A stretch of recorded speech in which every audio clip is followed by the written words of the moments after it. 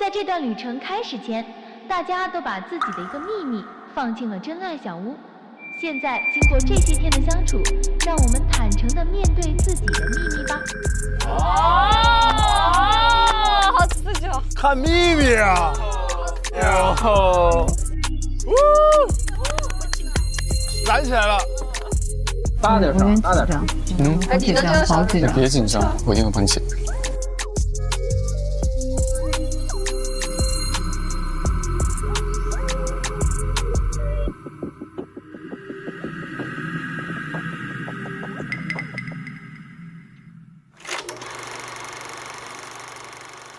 我有一个秘密，我和我的前女友，我们是同事。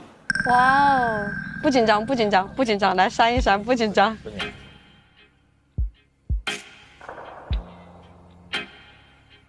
我有一个秘密，我和我的前女友，我们是同事，我们现在每天也会见到，我们的座位就是对面，然后我们还会一起去出席一些活动，会大家一起去出差，学校有什么演出，有可能也会去做一些搭档啊。嘉宾他会第一时间的知道我都会。我会天天去他上班地方看着。解释给他听。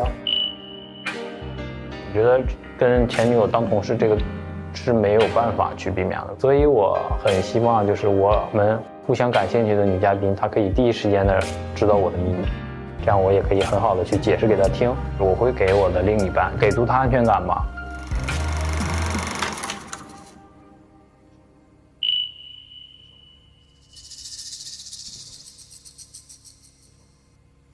我当时说的好像是希望第一时间看到我的秘密，但好像到最后一天了也没人看到我的秘密，是我错付了。我心情当然是有一点失落吧，他应该对我的情感不感兴趣吧，但我还是很想知道他的想法，担心他接受不了，一下子否定我。我既可以接受，也可以不接受。如果你那个同事是你谈了5年的女朋友，那其实我是没有办法接受的，因为我觉得我们的时间很难比你们长。然后如果那个女朋友是也就谈几个月或者1年的，那我是可以接受的，因为我有把握我们的感情是比那个长的。我也是这样的。那比如说我就是那种非常没有安全感的，即便是给我很深的很大的信任，在他某一天回我消息回慢的时候，我打电话不接的时候，我就还是会怀疑，怀疑的种子还是会被种下，怀疑的种子还是会被种下。我是一个比较敏感的人，就会让我觉得压力很大，会觉得他并不可靠。我希望自己被坚定的选择，我觉得这才是爱。我觉得基本上好像都会见一点吧。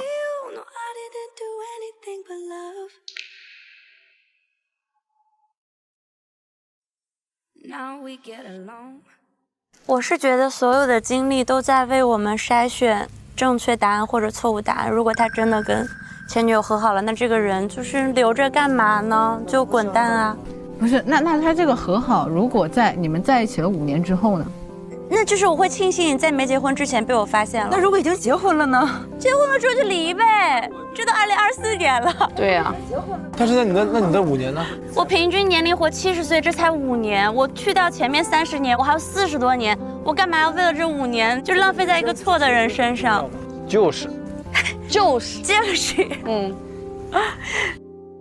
其实我很能理解大家不接受啊、不理解的点。我觉得大家刚开始听到这个消息都是对另一半是不信任的，包括木林说就是没有安全感。我觉得这是一个很正常的现象。如果换作是我我也会一直在纠结这件事。但是我在谈恋爱期间，我会对我的现在的女朋友表达出一个很有安全感的情况。如果有必要的接触，我也会提前的跟我现在的女朋友去说。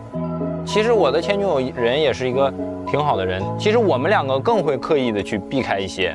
对，我觉得信任就不存在这些，也许他们并没有经历过一个完全信任的感情。如果经历过一个信任的关系，很稳定的一个关系，我觉得也许很多人都可以接受。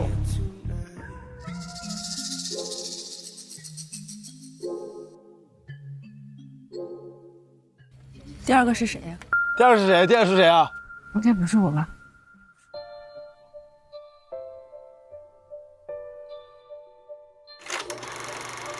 我的秘密可能就是我那一段失败的婚姻吧。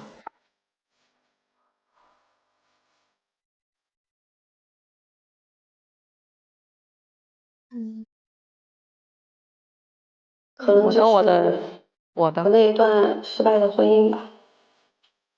当年我和他一见钟情的时候，我们就快速的有了结婚的想法，没过多久就有了2个可爱的女儿，婚姻生活还是过得挺幸福的。但是后来就发生了一点小小的意外，有一天我发现了他的一个秘密，那一夜我没有入眠，然后我开着车在重庆的大马路上行驶了一晚上，一直到天亮，我做了一个决定，我决定离婚。离婚了以后呢，我的父母不知道，差不多瞒了2年吧，然后最后我父母还是知道了。其实我自己对我女儿也很亏欠，因为我没有跟我女儿生活在一起，他们的童年的幸福生活里面没有我，我觉得我也不是一个很称职的母亲，但是我还是会告诉他们啊，就是妈妈爸爸的也会很爱你们，只是现在可能就是没人生活在一起，我们还是一样，我们有了各自的生活而已。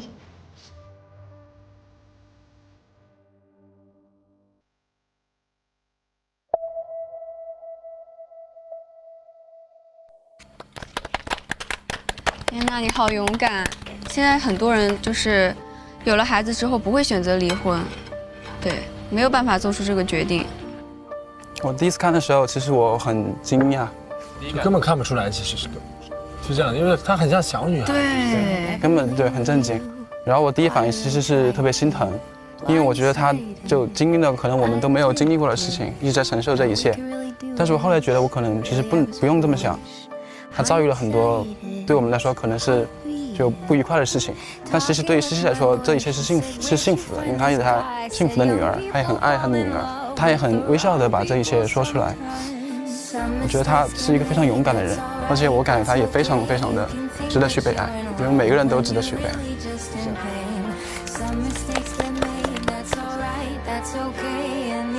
我觉得就算我有这样的事情经历，但是我还是会有勇气选择下一段爱情。我补充一点唐默的，就是心理学上它其实有个研究，就面对不幸福的婚姻，妻子之间选择离婚会比要坚持下去会更好。所以你不用太担心，或者是觉得对孩子愧疚，我觉得你是做了一个正确的选择。与其你跟你之前的丈夫在一起天天吵架，这可能对你的孩子的伤害会更大。在某一程度上，你看似是没有去参与他们童年，但其实你是做出了一个更伟大的牺牲，因为你自己内心也非常痛苦，但是你是为了他们的幸福而才这样做的。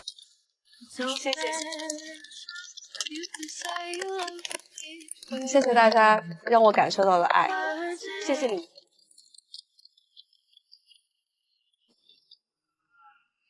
西西的那个秘密出来的时候，我心里就是突然很难受，不是心疼他这个秘密的本身，而是心疼他这个人。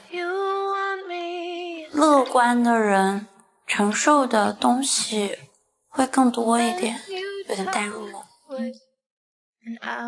就像我们前几天中午饭的时候，我们在楼下聊这个问题的时候，我和木林的想法都很片面，但是我现在会去思考我想要的是什么，我想要的是这个人，还是想要的是我那种固执的想法。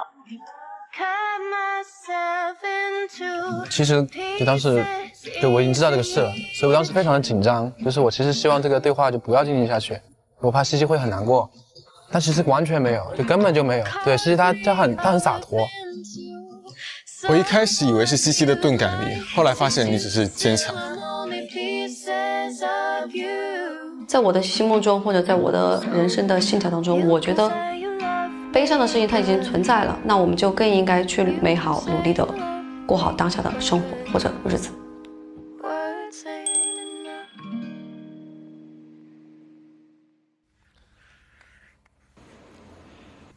我的秘密是，我在前几年的时候被检查出有抑郁情绪。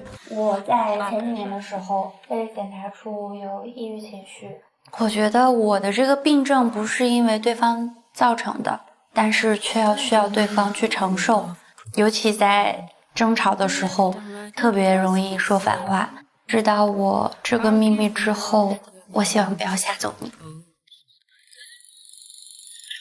好尬。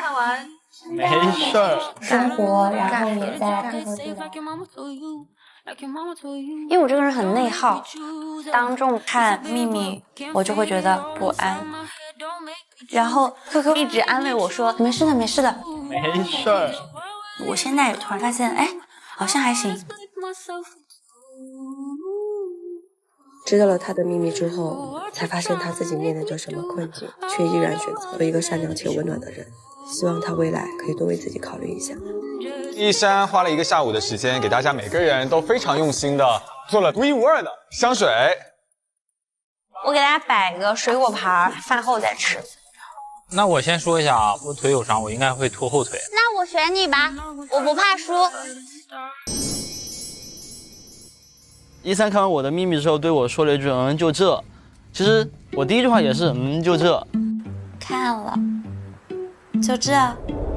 小问题。小问题。不是说我觉得这个我很敷衍这个事情，因为我觉得既然对方选择跟你在一起，他是充分的了解你，并且是真正的很喜欢你，他愿意去包容你、接受你的一切。就是一个人的时候有情绪，那就只能自己消化。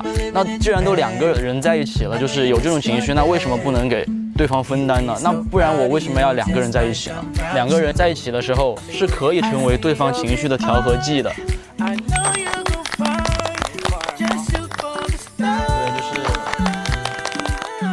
对，就是我也知道你的秘密，就是不要担心，就是不会跑掉，我会选择继续。对对对，不会跑掉。好有爱哟。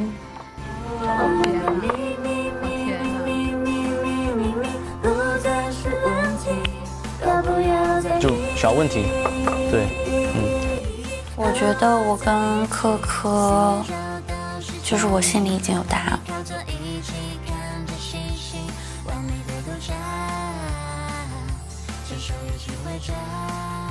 下一个秘密，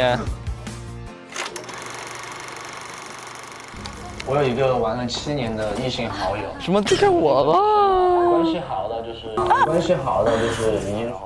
我和这个女生呢，关系好的就是已经睡着了，可能打个电话有什么事儿需要过去一趟，那也会立马起床，然后开车或者是打车过去。你当时也有这样的朋友？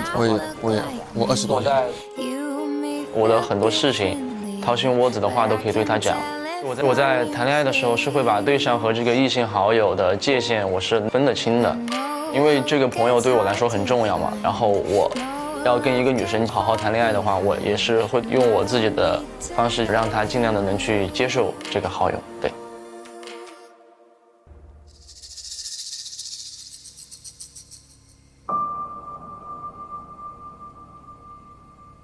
我发表一下我的意见啊，我觉得就是有异性好友的时候，界限感很重要，互相的界限感和你自己的界限感。我说一个点啊，就是我说的那种情况，就是深夜去是我单身的时候，就是在我有女朋友的时候，别人也是知道这种界限，我自己也是清楚的，就是不会让这种尴尬的情况出现。对，当时我跟13说，我们吃饭会是4个人一起，就是第一时间让大家认识，可能他们可能也会成为很好的朋友的姐妹啊那种。对，讲得挺好的呀。没什么，我觉得很能理解，我相信他。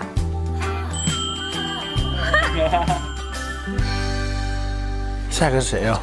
真好玩，真好玩。我的秘密是真的很无奈，我有遗传性秃头。是真的很无奈。近2年我发现我的头发确实在离我而去。爸爸、我爷爷、我叔叔、我伯伯，在我这个年纪都难逃一秃。我其实偶像包袱很重，所以就以后秃头我都不一定能接纳我自己，我更不敢去要求或者想象另一半去接纳没有头发的我。但万一呢？万一我是那个幸运儿呢？万一我不会秃呢？有可能吗？有可能吧。好松弛啊，松弛哈，好松弛啊，太松弛了，对吧？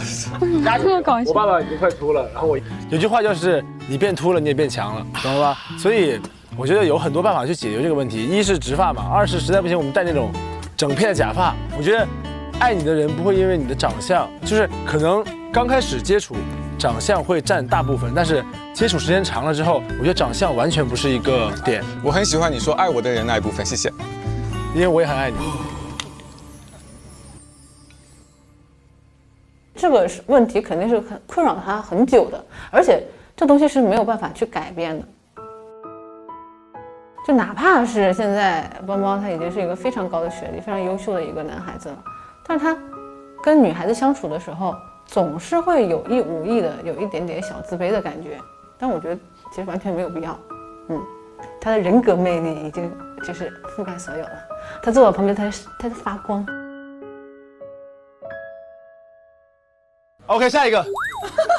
这个秘密是让我很难以启齿的。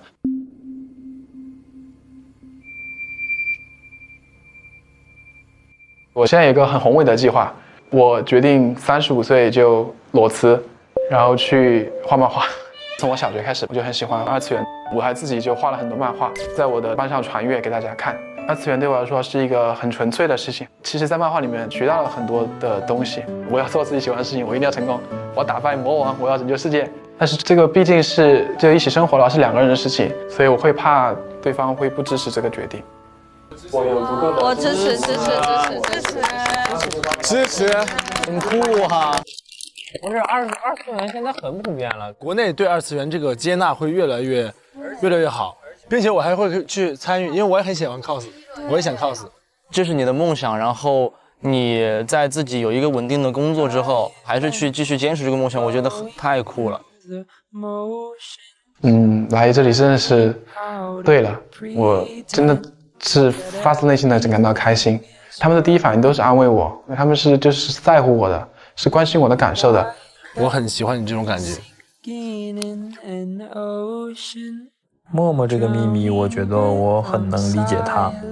但是我觉得裸辞这个事情，我想给他的建议就是，如果可以的话，可以把大部分的重心放在他的梦想上，但是还是要有小部分的工作，我觉得来维持自己的生活，也不会让自己的生活那么孤单和无聊。就是我觉得他的秘密在于他的裸辞和转变。比如说你跟这个男朋友在一起的时候，1年可以开个100万年薪，那你们在一起一段时间之后，他突然决定他要裸辞，他要去做可能每个月赚不到钱的工作。其实我觉得这种情况对生活标准要求很高的女孩子来说，其实是很难的。就是即便是她现在说接受了，后面也肯定会去吵架的。所以在一开始的时候，选择合适的人很重要。就像雨晴这种可以跟你一起共同进退的人，我觉得这个很重要。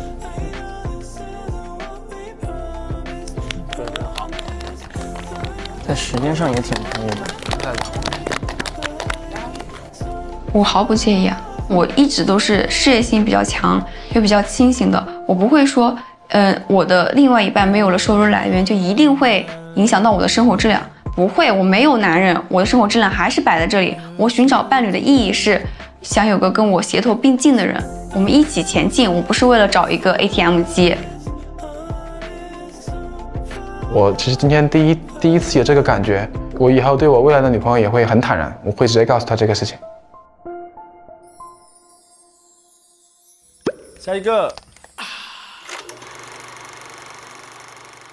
我这个秘密的点的话，可能就在于我没办法像其他女孩那样随心所欲的约会啊，或者怎么样。1个月只有1、2次，几乎是每天都是24小时手机开机，随时待命的。而且平时也会有一些商务应酬，这肯定会涉及到双方信任度的问题嘛。换我也会觉得说，这个饭你一定要去吃吗？这个活动你一定要去参与吗？之前有前任就是因为工作的原因分手的，而且我真的边界感很强，我不喜欢别人过多的干预我一些事情。目前那肯定是工作大于情感的，不希望我未来的另一半就让我在这两个中间做取舍。我希望找到一个可以跟我共同前进的人。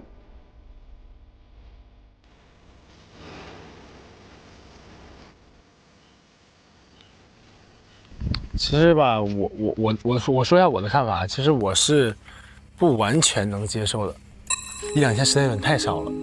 我是很忙，就比如说我今天下班了，就大家觉得工作就结束了，但是晚上可能还有一些处理的事情，但我可能有个晚饭的时间，前任就可能会说，你现在下班了，那我们可以一起吃饭，对吧？那我会想到说，可以一起吃饭，但是吃了饭我还有其他事情要处理，那你大老远跑过来只为了跟我吃顿饭，我觉得对他来说是不公平的。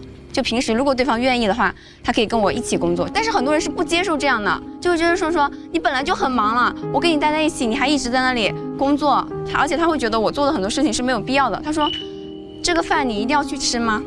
这个会你一定要去开吗？你们团队没有了你是会解散吗？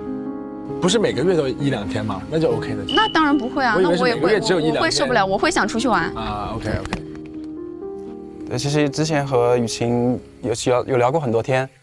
然后其实雨晴也一直有表达过她对事业心的这个问题的看法，就是在我个人看来的话，因为我本来其实就是一个很尊重对方生活的人，我觉得这个是职业的追求，我觉得不是一个影响对这个感情生活的一个影响的一个指标吧。如果两个人是同频的话，他们就不是一个问题，我是这样想的。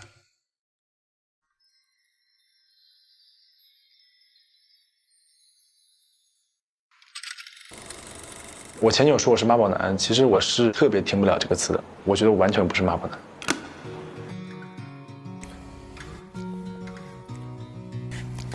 我家里很小，我妈妈就离异了，我妈妈一个人带我，她把她妈妈的爱和一个父亲该给的爱都给我了，她一个人拉扯我长大，把我养得很好，又送我出国留学，我觉得她很不容易，所以我很爱她。虽然我妈从来没有干涉过我的感情，但是我觉得谈婚论嫁的时候，我妈妈也是要坐下来聊一下这个事情，因为我觉得我妈妈是一个过来人，她的婚姻会比我更有经验，所以我会听取她的意见。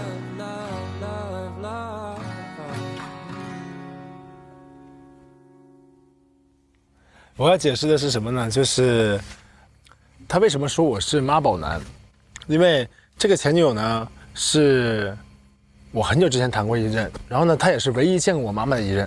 她看到我和一个北方妈妈的相处方式，她可能觉得有点接受不了。比如我们两个上街会牵手，然后我们两个会挎着，我妈到哪里会说啊儿子儿子儿子。因为我妈妈经历过3段感情，就是她结过3次婚，但是我是她唯一一个孩子，所以呢，我觉得她经历过很多的感情和她现在到事业的一种程度。他说的话我是要听的，但是我只是去听去采纳，但是不会去影响我的决定。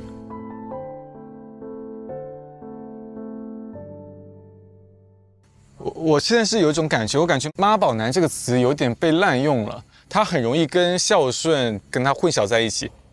所以我刚刚还在查妈宝男的他的表现跟特征是什么，然后我发现它里面有3点。第一是无法承担责任，然后我觉得在你身上是没有的，我觉得你特别会承担责任，你在这里很好的照顾好了大家。第2个是缺乏主见和独立性，我觉得你非常的有主见，也非常的有独立性。第3是妈妈永远是对的，这点我不知道，但是我相信，如果你跟妈妈之间有意见冲突的时候，你不会一味的听取妈妈，也会跟妈妈去讨论到底什么是对，什么是错。是的，是的，我妈妈永远都告诉我一件事，就是男人的责任感是所有事情里面最重要的。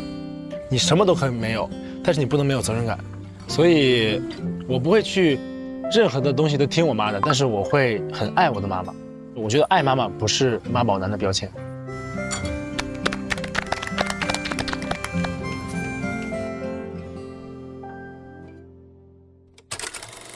我的秘密是回避型依恋人格。我大概差不多有3年半左右没有谈过恋爱了，因为我很难进入到一段亲密关系里面。造成这样的一个原因，可能是之前谈的一些恋爱会被前任 PUA 啊，可能上一段对我的感情他就是非常的有控制欲啊，就希望我是要服务于他的这样子，就洗衣服做饭啊，然后也不让我跟任何的异性什么的有接触，所以我会比较害怕很深入的去有到一定的恋爱关系，但是我也会比较期待于恋爱中的那些甜蜜的感觉，也想要去找到自己的 soul mate 那种。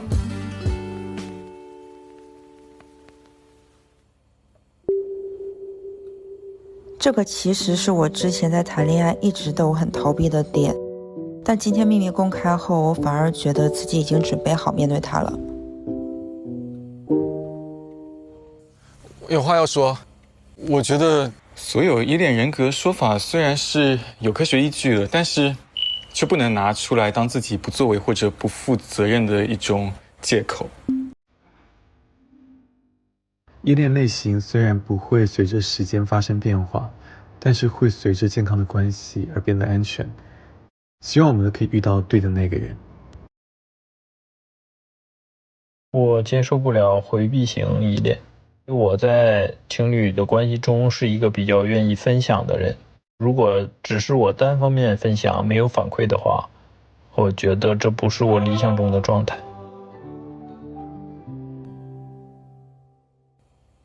我之前有跟大家聊过这个问题，就是我是一个焦虑型依恋人格，就是他是逃避型依恋人格，我们是完全相反的两个人格。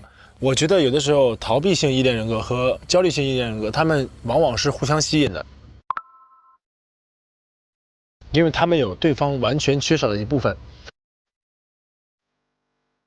其实逃避型依恋人格不是问题，我觉得焦虑型依恋人格也不是问题，就是看事情的处理方式是什么样的。所以我感觉什么事都可以处理，感情里的问题更不是问题。这个东西是不可逆的，他的这种性格或者是他这种对恋爱的感情观，它是行走途径和这个方法是可以改变的。既然在一起的话，我们每一天就当做最后一天相处，我觉得这个是解决逃避性依恋的一个好方法。所以我希望他能去采纳一下我的方法，可能对他的感情生活啊，或者是他自己会有很大的帮助。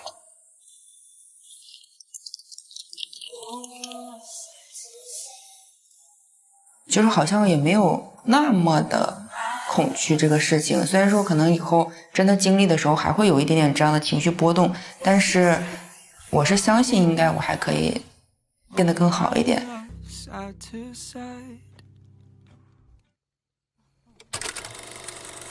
我的秘密是真的觉得自己是一个没有家的人。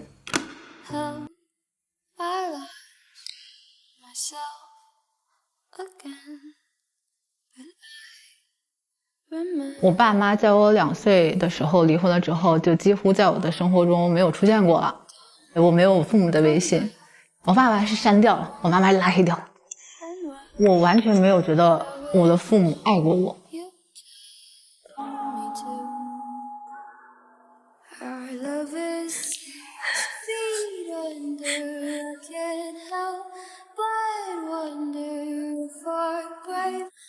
我上初中高中的时候几乎完全没有联系，等我上大学之后，大学的学费我还要就是一遍一遍的管他们要，他们可能才会给一次，然后给的时候还会互相推脱，所有的生活费都是我自己赚的。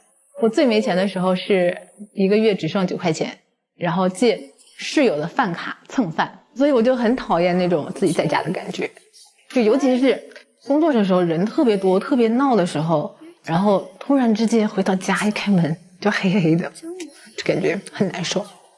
就我很渴望一个自己的家庭，但是我的婚礼的话，我爸妈不一定会出现。就是我有一个前任的妈妈，她会说阿姨身边离异家庭的女孩子都精神有一点问题的。她还会很义正言辞的说哎呀，我儿子这么优秀，怎么能找个离异家庭的呢？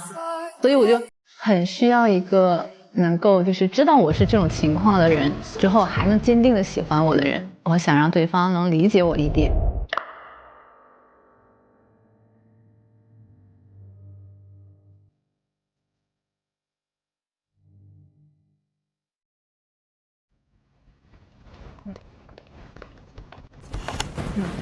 我就是会很担心这个事情。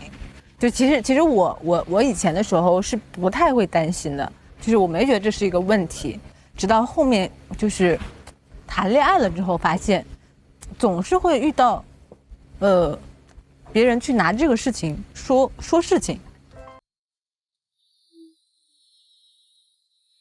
无论是你做得好也好，做得不好也好，他总会说啊，看来离异家庭的孩子还可以，或者是看来他就是离异家庭的孩子，所以才会这样。在感情生活里，尤其是在面对对方父母的时候，经常会被带有色眼镜的感觉去对待，所以这点就是我以前觉得这不算是秘密，我觉得这无所谓，但是我就是越来越感觉这是一个秘密。然后包括现在我在交朋友也好啊，还是谈恋爱也好，我都会相对来说隐瞒一点。然后我甚至会就是比如说讲事情的时候，我会说我妈妈说，我爸爸说，但其实他们都没有说过，我就会很介意这一点。我觉得这个我的秘密。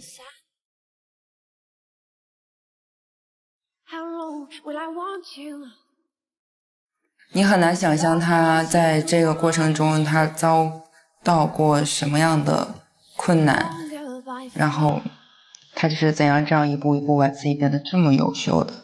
我觉得他超级厉害，我超级的欣赏。我觉得她是一个很坚强、很努力的女孩，她的选择也是保护自己的一种手段。这个单亲家庭的这些，父母的这个从小的缺失感，我觉得一个女孩还是会很难很难。别人对她的看法和她自己的看法已经根深蒂固了，很让人心疼。我其实对于亲情也有一点冷漠。我觉得他们可能生了你，但是他们没有养你，然后我要通过我自己的判断，我对社会的观察，变成现在这样子的我，所以我其实不太相信任何人，包括亲情，除非我就认定了这个人他对我就是最纯粹的真的时候，我才会认这一个人。5岁之前的原生家庭对我们的影响是不可逆的，原生家庭可能是我们的理由，但是绝对不是我们的借口，所以我就希望大家也就很开心。我觉得这不是一个需要去解决的问题，然后我也觉得你这个秘密讲出来，不是靠大家今晚的一句安慰就能够被治愈的。不幸的人一生都在治愈童年，然后我觉得你这个承受的压力跟痛苦是我们所有人都没有办法想象到的，你的这种无助，你的这种没有归属感，所以我们不可能站在共情的角度上去安慰你。但是我想说的是，家它不只是血缘关系，它也不只是一个场所，它只是一段亲密关系。所以即使我们只有相处10天，我想让你知道的是，虽然你没有你所谓的这样的家人，但是我希望我们都可以成为你未来的家人的一部分。然后我们也希望在你未来就是你遇到困难的时候，你知道你不是一个人，我们一直在支持着你。希望我们能够越来越接近你心中的那一个家，慢慢走进去。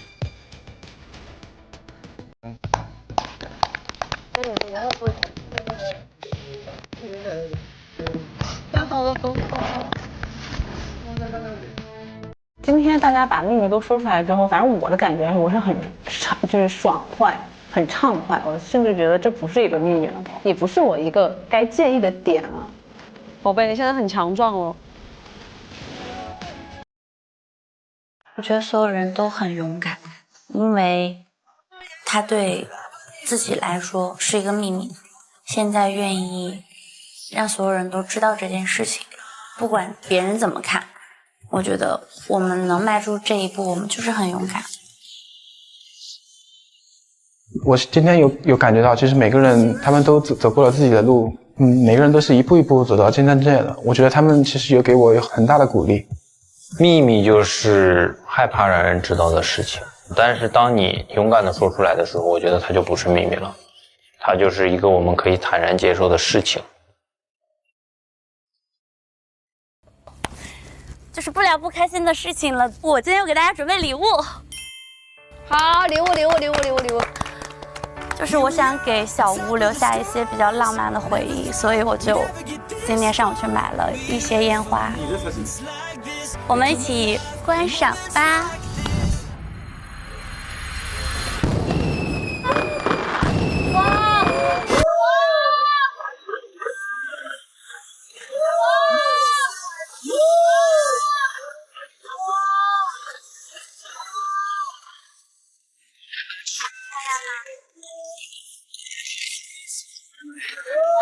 非常喜欢，因为我觉得在我这个年纪，其实很少有很多浪漫的事情能打动到我。但是我到了小屋，每一天都有惊喜，每一个人都，我觉得他们都很真诚。宝宝，不准哭。我们是最棒的。想让时间的流逝的再慢一点，大家都敞开了自己的心扉，就感觉到今天大家像一家人一样，互相交流，互相照顾彼此，互相治愈。我要登上更大的舞台！我要当富婆，让你登上更大的舞台！我们的梦想是你的梦想能够实现。包的。要勇敢做自己想做的事。希望我们都能够去爱被爱。我希望你们都可以很幸福的生活以后。我要给我小孩找个爹。找一个有爱的爹。好浪漫啊！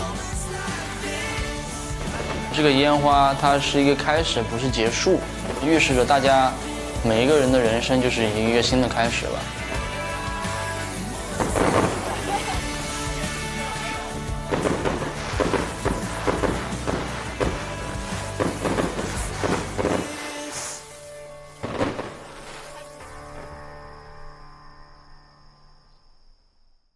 上小红书参与爱情秘密回收站节目追踪讨论，优质笔记瓜分100万流量激励。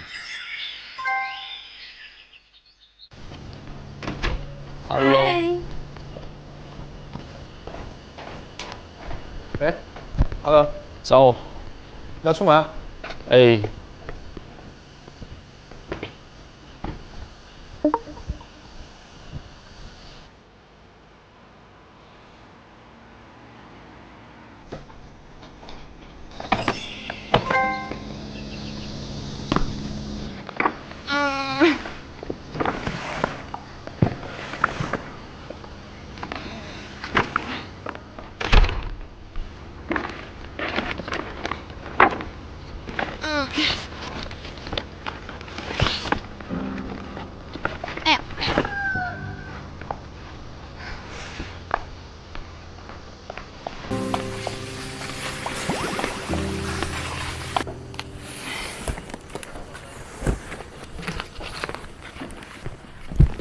你干嘛？我来吧，我来。拖下去。有点重，有点重。这是有点重，小心啊！没事。千万小心啊！这有点，哎呦，有点陡，你慢点，往下走。知道。慢点啊！我想放到那个前台那里去，你可以吗？可以的。慢点啊！非常喜欢默默那种能够帮助我解决问题的男孩子。太好了，谢谢。哎呦，上面还有一大堆呢，放到行李箱里面，这个实在塞不下了。你吃早饭没？没。你们吃什么呀？啥也没吃。没吃，啥也没吃。弄一点吧，我弄一点。想吃什么？吃炒饭吗？想吃个煎蛋。煎蛋还有吗？煎蛋没有了。爸妈要吃炒饭是吧？大炒饭。嗯。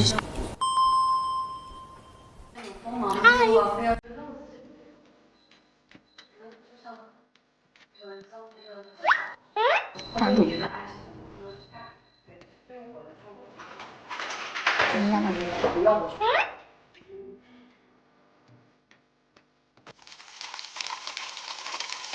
要单面还是双面？我要吃双面。双面。我喜欢。你吃吧，我炒个饭。饭呢？我拿过来。这个饭。对。帮不帮硬？要不要帮你弄点葱啊什么的？没有葱了吧？我看一下。只有我们昨天摘的菜了。好，那不用了。可以帮我冲一下。好。如果他愿意接纳我的帮助，或者愿意主动的让我帮他做一件事情，我觉得他是已经在接受我们这种距离的接近了。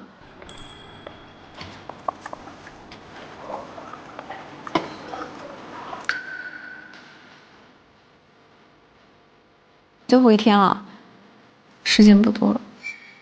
我真的昨天就开始有一点不安了，今天这种不安加深了。往好的方面想不一定嘛，但是看不到这张试卷，什么都没有写，什么都没有写明白。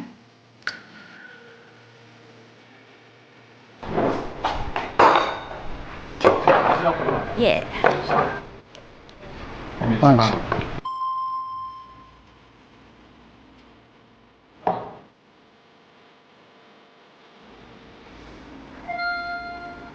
好吃。好吃。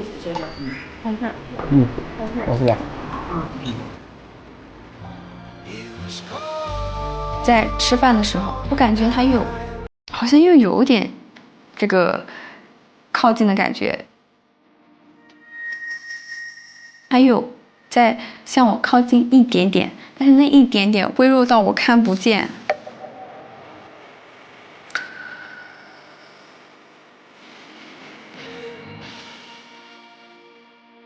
Hello， 嗨。走。哇哦，好丰盛，好可爱。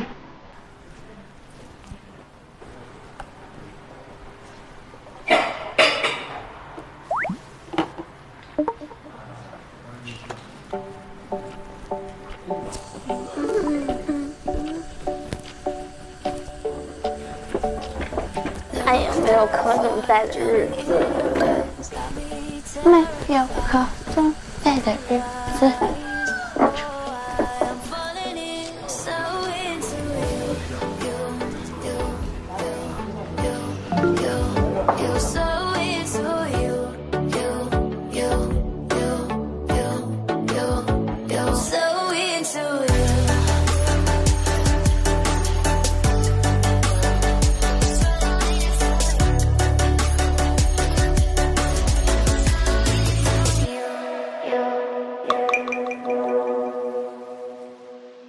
今天也许是大家最后一顿晚餐了，是不是？会吧？倒也不至于。好像西西说晚上就走了，好像。啊？西西，你晚上就走了？我想家了，宝宝们。想我那个可爱的家伙们，小家伙们。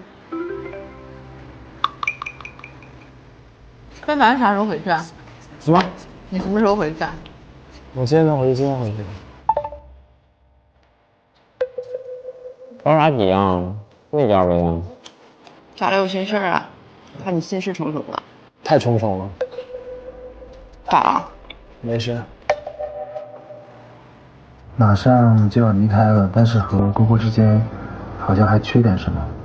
我有很多话想问，不知道还有没有机会找她聊一聊。非凡有心事。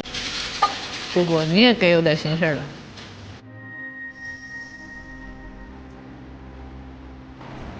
明天直接飞回去了。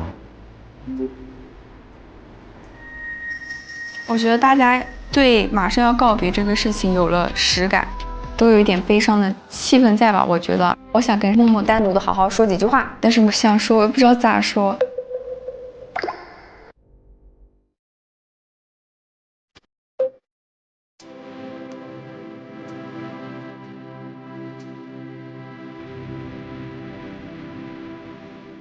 今天我确实是想让时间的流逝的再慢一点，再慢一点。感觉在不知不觉中，和大家的感情已经这么深了，像一家人一样。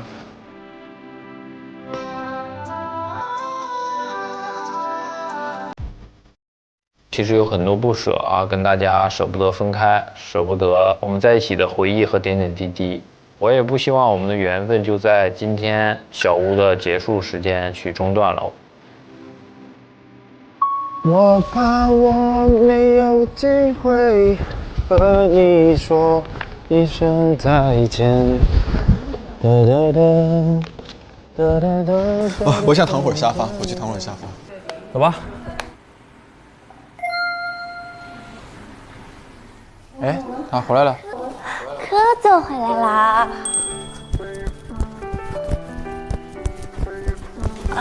啥？怎么？干啥去了？不知道了吧？走。好困。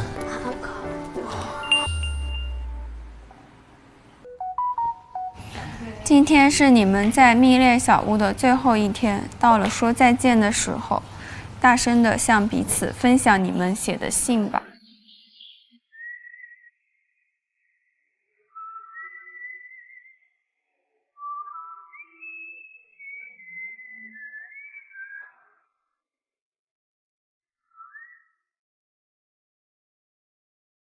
我怕你们的文案写得太好，所以我先来。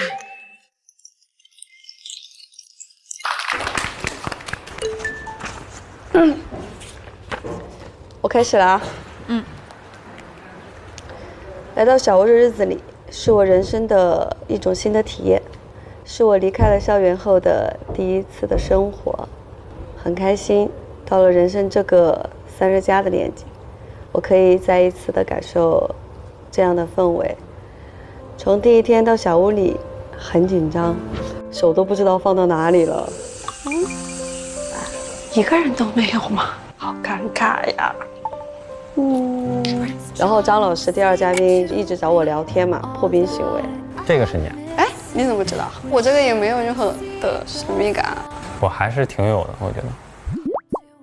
Hello， 我叫雷妍希，大家可以叫我西西。然后我的特点呢就是乐乐不分了，因为重庆和成都就是普通话不是特别好。没有，挺好的，挺好的，到现在还是蛮好的。乐乐不分的自我介绍，非凡对我说挺好听的呀，让本就怕丢脸的我瞬间的尴尬都化解了。你们猜我有多大？我是91，对，我就年龄还蛮大，但是我没有做到一个姐姐该做的，哎，都是你来照顾我们最小的来照顾我。从最开始的陌生到熟悉，这几天的生活里面都是你们在照顾我，我感受到了家人般的温暖。上来，宝宝。下来，下来，我们写歌。好，你无聊吗？加入我们改词。我们在后面转，我们在后面转一圈，转一圈。然后最吸引我的就是小屋里的每一个人，每个人的性格都很分明，雨晴的温柔体贴，邦邦的耐心倾听，默默的成熟大度，蝈蝈的豪迈大气，木林的美丽幽默，苛刻的性情中人，还有一山的积极鼓励，还有非凡的厨艺大神。最搞笑的是张老师，我给你取了叫白色幽默，你自己百度啊这个词儿。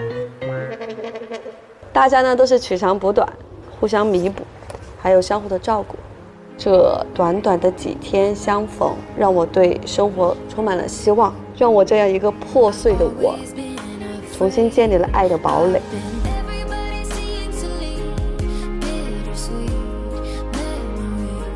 并且在以后的人生路上，如何知道与同伴更好的相处，和对两性关系如何处理，得到了很大的感悟。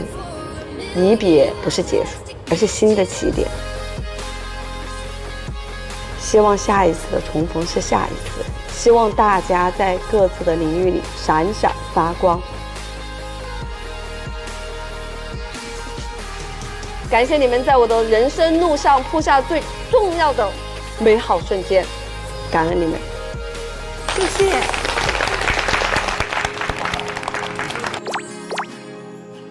写这么好啊？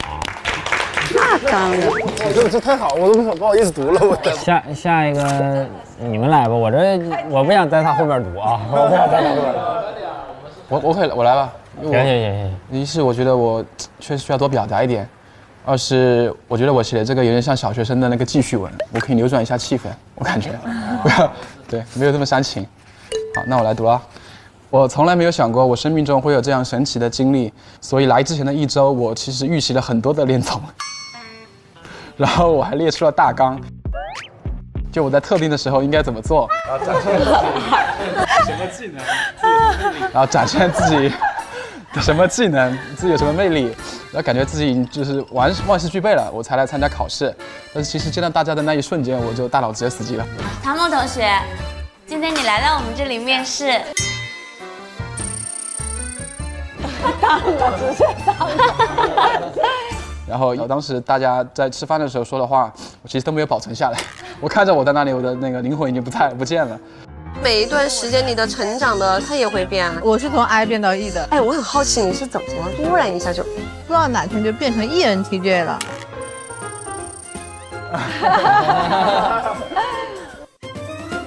然后其实大家有说到我很神秘，其实不是这样的。就是每天大家在一起聊天的时候，我就在思考问题。但是很搞笑的是，我一直在想问题，但是我其实从来没有想对过，就大家都在想什么，我感觉我都猜错了。然后我其实，在恋爱方面真的是特别的后知后觉，我看不出大家对谁很在意。然后对于观察和表达，我也觉得我有很多要学习的地方。就我感觉我每天在这里都是在上课，而且是每天上完课晚上就要随堂测验一次。然后我觉得我每天都在发现大家新的闪光点，导致我的恋爱系统一直都就处于过载，所以就每天都在重启。就那天小屋突然断电嘛，我就觉得很应景，很有意思，因为我感觉我在小屋里面经常两眼一黑，然后我就好不容易重启了，我恢复一点光明，然后又两眼一黑，就像我们那天来电了，突然又黑了一样。